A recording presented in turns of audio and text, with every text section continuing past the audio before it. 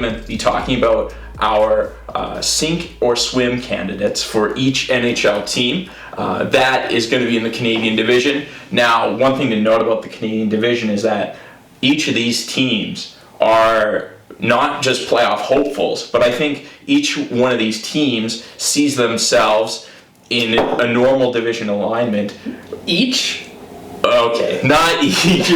Sorry, Ottawa being a little bit of an after thought there. No disrespect for what they're doing. Think they're building really the right way, but 6 of the 7 Canadian teams. Just real quick, you may notice the Canadians logo on my mug here. If Cam had a logo on his, it would be a Senators logo. So I just really quickly want to address that, no matter which team you're representing as a fan, we hope that this will be a podcast where you feel like it's represented well. It gets pretty tiring, I think, to, be listening to coverage of one form or another, and it feels like if, if it's not specifically tailored to your team, you feel like, maybe not always a fair representation. So we're going to give that our best go. If you feel like we haven't, feel free to let us know in the comments or whatever. But yeah, this is going to be pretty intense, and so I think there's going to be some pretty fierce rivalries. I think there could be some disappointments in terms of playoffs, and I just really think that it's going to be fun to get into the sink or swim to see what can make the difference for each one of these teams coming up. So we're going to go across the Rockies now. Yes, on the subject of backboard wingers. Who do you have in mind, just so I can work this segue? I think there's a long history of backboard wingers in Edmonton, but I mean, I don't think that'll be too much of a stab at Oilers fans. I think that they've just had a tough go finding guys to play with, Draisaitl and McDavid. And each player in their own right, whether that was Maroon or Cassian or Lucic, they were able to execute at some level, but Cassian, Lucic. Yeah, we shouldn't even use those names after just talking about JT Miller and saying if he was a potential backboard. But so Edmonton fans, Edmonton is pretty interesting, I think, to me, because certainly up front, I feel that Edmonton has what I'm going to call, and I might use again, so sorry when I repeat myself, but I think they have an illusion of depth up front. I think that some of the pieces that they added are good. I think that they're NHL players, right? Now, the caliber of each player, I think, varies quite a bit, right? Like, there might be some people who love Jarakaira. He's a bit divisive among Edmonton fans, but there's clearly upgrades, like a guy like Cahoon, who's there now. He's a good player. He's played with good players, and so that's definitely a bit of a benefit. And just make sure I have the right guy there. Is it actually Cahoon? Yep. There? Mm-hmm. Okay. I was like, if he's the one who went to the Flames, then that's going to be pretty embarrassing. That would be tough. Okay. All right. Yeah. So Cahoon, he's good, right? They've got Yamamoto, they've got Puljujarvi coming back into the fold. I think those are really, really fascinating. Mm-hmm.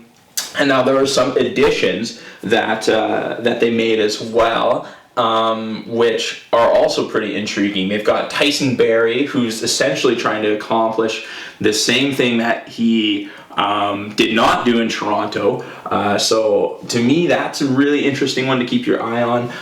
And someone I think that is worth talking about is Kyle Turris and his addition. So Kyle Turris has definitely taken some flack, and albeit it's not undeserved for his time in Nashville, right? It was something where he didn't quite find a fit. But one thing that I remember Friedman talking on 31 Thoughts way back in December is that Turris is a guy who thrives playing with good players, right? Like he needs people to help them succeed, right? Like he needs to have finishers on his line. And in Nashville, in that third, mostly fourth line position that he ended up getting relegated to, he didn't have that caliber of player that he was able to, right, set up. Just like, for example, talking about conference finals, as we've already brought up, he was the first line center for Ottawa, and now we can debate whether how much of a fluke or luck that was, but there were some really good players on that team, right? There was a bit of a coming out party for guys like Hoffman. Mark Stone started getting a lot more respect. Erik Karlsson was really well-known commodity, but he sparkled, especially playing on 1.5 feet throughout that tournament, right? Yeah. There were some good players that Turris was able to elevate their game and just really create chances for them, and I think that had a lot to do with their success. Yeah. So going back to what Friedge was saying just about Kyle Turris, is he needs to play with good players. So if Turris ends up playing in a third, fourth line role, I think he's going to end up looking very similar to what he did in Nashville, which was a disappointment. So he could be a potential sink or swim candidate, getting a little long-winded here. But yeah, I think that a good scenario, now Edmonton fans might not like this, but just based on the fact that Turris thrives with players who can finish, who are elite talented, he can get them the puck in places. And it's not like someone like Leon Draisaitl needs someone to get him the puck in places, but we've seen the success that McDavid and Draisaitl have had together, because McDavid can get Draisaitl pucks, and Draisaitl can get his own pucks. He was the MVP this last year, deservedly so, I think. So I think the best case scenario for Kyle Turris' success in Edmonton is him playing along with Draisaitl, and it might make you wonder what's going on in the top line. Well, we do know that when Puljujarvi was paired with McDavid, he was doing actually quite well points-wise. So if that's something, that's best case scenario. There's a lot of unknowns in this situation, but I think that to see the merits of having Kyle Turris on your team, him on the second line, is going to be really, really important. However, all that being said, who I actually believe the sink or swim candidates are not up front. Okay. It's in the back end.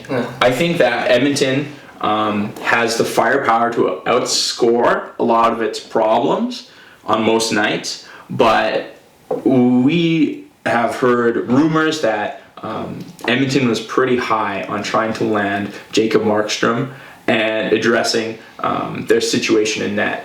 And fans were pretty discouraged when they ended up re-signing Mike Smith. Again, you don't want to be the one at the dance partner without someone to dance with, right? So they had, I think, to re-sign Smith rather than have nobody. Mm-hmm. But I think that they really wanted Markstrom because there was just a lot of uncertainty about the Smith-Koskinen tandem, or at least less certainty than they were comfortable with. Right.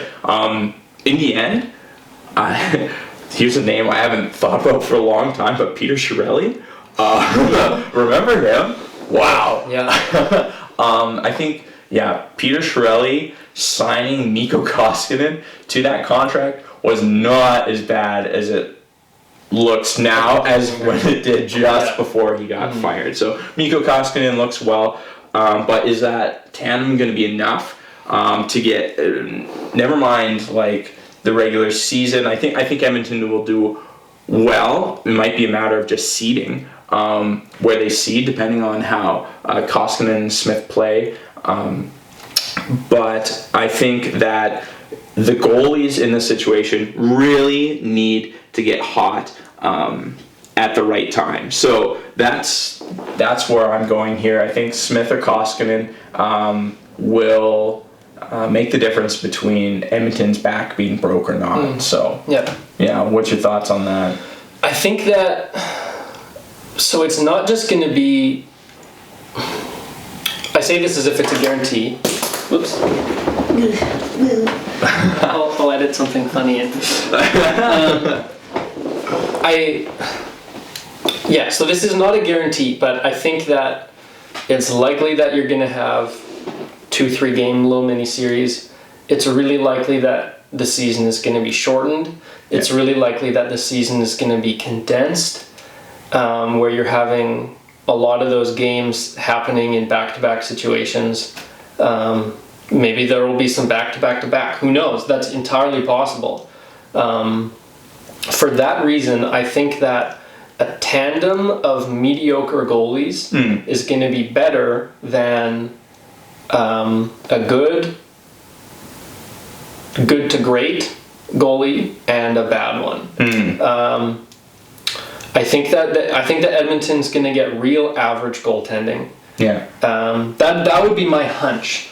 It's totally possible that Smith can't do it and that Koskinen can't carry the load. You know, if they can't trust Smith and you're really relying on Koskinen in this shortened, condensed, intense format, I think they wind up in some trouble. But I would be surprised. I think that Smith is a veteran who you're not going to be getting really dramatic peaks and valleys in his game. I think he'll just be .908 save percentage. Okay. Night in, night out. Yeah. And that's not good, Yeah. but it's not that bad. You're right, and I guess that goes to what I was saying earlier, like Edmonton can outscore some of his problems. Now, Mike Smith is pretty, I don't want to say reckless, but he's certainly a cavalier puck handler, so that could be interesting at some points. But again, I'm not saying that the Smith-Koskinen it's not a Chicago situation where they've got Delia and they've got Malcolm Subban again, right?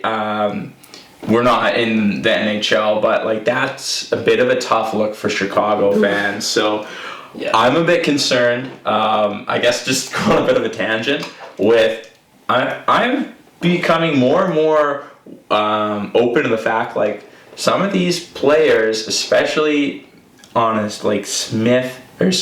Delia Subban tandem, might really change their mind about staying, playing hockey, particularly in Chicago. I think it's almost heresy to bring up, but like we've seen Saad move to Colorado, and one thing that I thought of in my mind is what if Chicago becomes like a feeder team to Colorado in the way that we credit the Rangers being a feeder team to the Lightning, right? With all these players that have gone there in the past.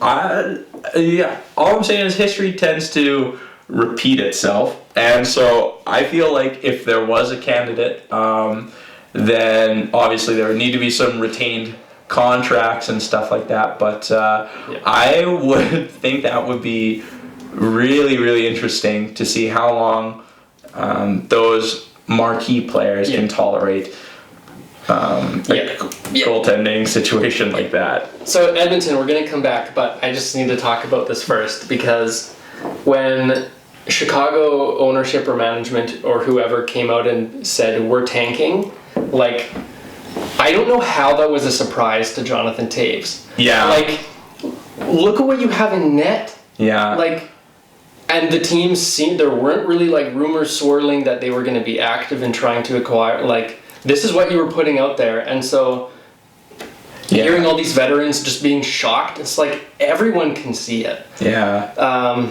And it's almost like it feels, I think you're bang on in saying what you were about how this might change some of Chicago's players' minds, especially some of these proud veterans. Yeah. And I'm not going to lie, I wouldn't be shocked if that was intentional by Chicago's management because they know Jonathan Toews is never going to be okay with a trade. Yeah. Unless that's his goalies for a full year. Right. And he's just like, I mean, he just like pulls up to the rink every single game looking like what's his name from Arrested Development? There's that gif of just the sad walk. Flash it on screen. But that's by the end of the season. Like, that's how Jonathan saves George Michael. Yeah. He's that sad walk and that's gonna be, I think, all those veterans just walking to and from the arena every single game all year. Losing is not fun. It reminds me of my illustrious career. No, I was thinking mine too. Junior hockey, where I played on a garbage team, and it killed my desire to keep playing hockey. And like, same. I was a goalie, and so there was this special element where like I was okay, but our team lost one game. So I grew up in a very small town, and we played against a larger city, Steinbach's like regional team. Yeah, that's a big pool to drop. We lost 20-1. That's and I was in net for every single goal. The ref apologized to me when it was like 10-0. Oh, it was horrible. So, like, I know how it feels to just get demoralized by loss after loss after loss. Yeah. And I don't think there's going to be a 20-1. I think there's going to be a couple 7-1s, 8-1s, 9-1s in Chicago. For sure. So Edmonton is not in that situation. Also, huge apology, because that's probably rubbing salt in the wounds of Edmonton fans and their playoff aspirations. That synapse just sort of connected there. Yeah. No insult. Not drawing the line intended situations there. No, yeah. But I do want to keep talking about Edmonton, and so I have Kyle Turris as the sink or swim, and I see a very interesting. I'm gonna throw it back to Chicago here, but in a more positive way. Okay. Kaylor Yamamoto is a very interesting player. I see where you're going. He is not DeBrincat, right? But he's kind of like DeBrincat in a couple ways. Right. Diminutive, scoring, right? Focused player. And you know what was a great line in Chicago? Kane, Anisimov, DeBrincat. So how much could Draisaitl, Turris, I like this, Yamamoto line potentially be in a similar? Man, if that's what I want to envision. Yeah, if they could click, that would be a special, very special second line. Yeah. And then you'd be looking at. I know people in Edmonton are talking about Nuge playing with McDavid and are excited about that. And there must be some context I don't know here. Right. Because people are unanimously excited about that. I wouldn't be, but I also recognize that I don't have my finger on the pulse on Edmonton, so there might be context I'm missing there, but I think Nuge can absolutely thrive. Say he's on like a third line with Ennis and Neal, and you have McDavid with Puljujarvi on the first line. That'd be interesting. Yeah. So for me, it's Turris because they have so many question marks on offense. Like, how well is Cahoon gonna integrate? How well is Yamamoto gonna do at replicating some of the success he had last year? True. Things like that. Turris just feels like someone who can potentially calm some of those storms. And in the NHL, you need to average more than 2 goals a night to have success. And that means you need more than Draisaitl and McDavid. Like, there were stretches where I remember seeing on Twitter of I think it was in the playoffs where it was stats saying McDavid, Draisaitl, and Nuge were responsible for 19 of the last 20 goals the team had scored. Desperate for depth. So I see Turris as being, and that's not an exact number, but it was something like that. Yeah. Where Turris, you might be able to put that in a description or something like that. Probably won't, but no, just trust me.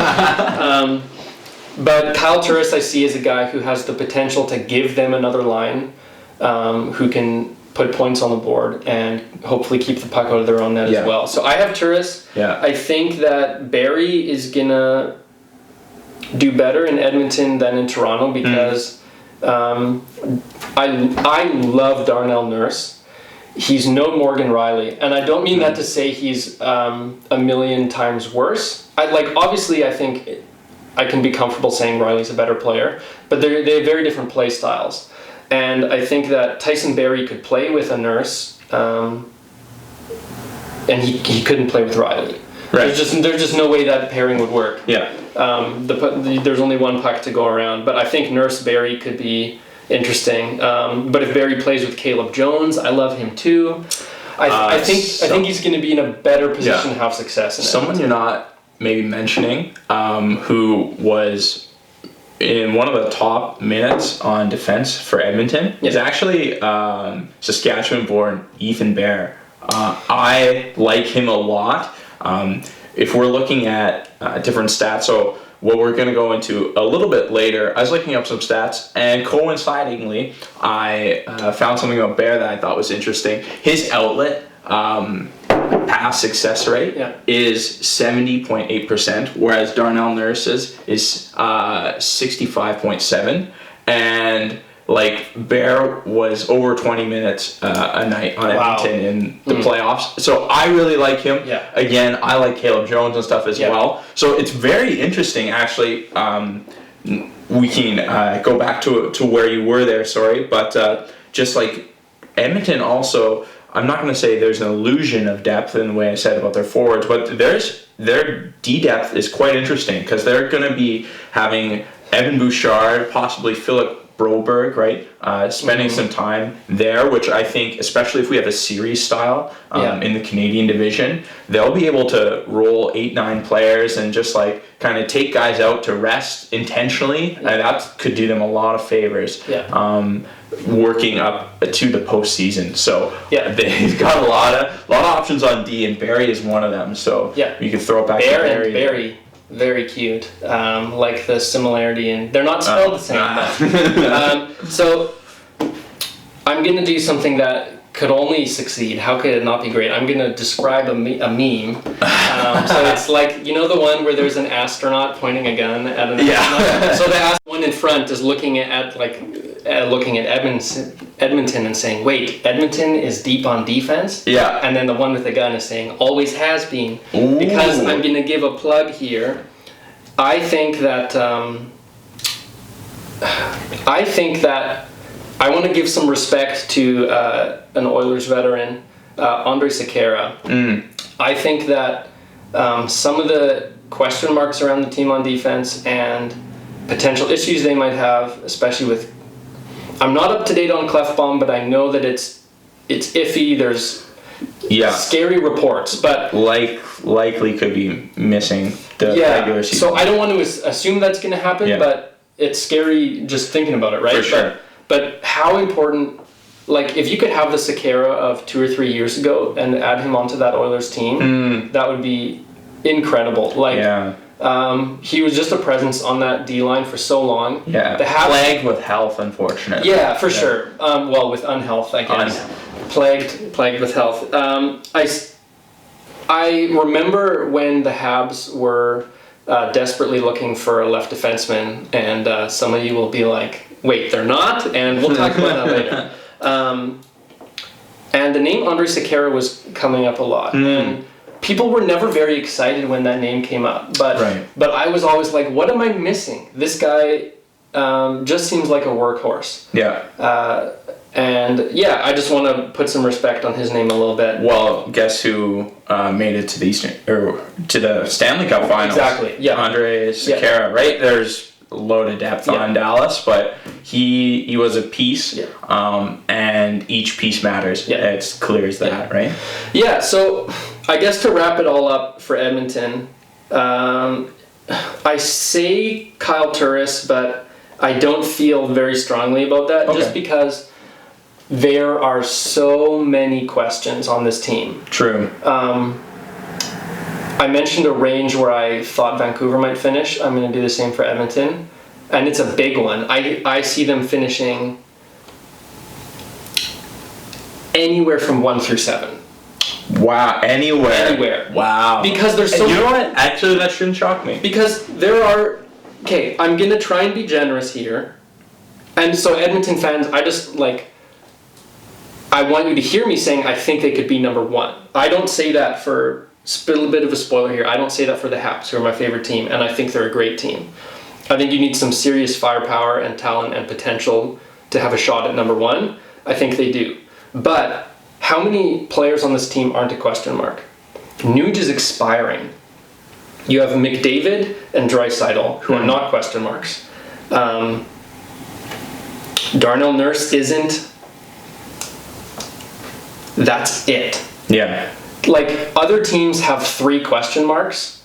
Edmonton has 3 that don't have, you know what I mean? Yeah. And with that kind of an incredible gulf in what could go wrong, what could go right, if all these guys click, if Yamamoto clicks, if Puljujarvi comes in and is killing it, and I think those things are possible, the defense works, they're not porous in terms of letting pucks into the net. With the firepower they have, I think they could be number one. Wow. But if Yamamoto has a tough time in the playoff style hockey, I'm not one of those guys who's like, small players can't have success, but I also recognize things change in the playoffs a little bit. Yeah. It's harder to get into the middle of the ice. That's just a fact. Yeah. And so if Yamamoto struggles, if Puljujarvi struggles, if Ennis and Neal struggle, if Cahoon, if Turris, like Ethan Bear, how much can he do that for a full season, even if it's a short one? Caleb Jones is young, Barry's new, Russell is Russell, Larson, too bad we don't need to talk about that. You know. I'm not saying I dislike him, but I think this team's upper echelon in the regular season. Could very well be number one, but whether you love it or hate it, the game does change so much in the playoffs. So where I would put different teams on this scale if we had to rank them, I think I would rank them a lot differently than how I would expect them to do in the playoffs. I think it's almost strictly a seeding thing when I look. So I would likely have Edmonton coming in underneath Vancouver, coming underneath Toronto. So Toronto, Vancouver, Edmonton is kind of how I see it. It could go a plethora of different ways. If you thought the NHL had parity before, this Canadian division it's wild. Has some, Sens fans, sorry, but there's some serious parity like in this division, and so that's kind of how I see it shaking out. But do I see Toronto or Edmonton having the most playoff success, even though I see that's how the regular season going? We'll shelf that for the appropriate time, but don't click away. Leafs fans, please. We'll get there. Exactly. Yeah.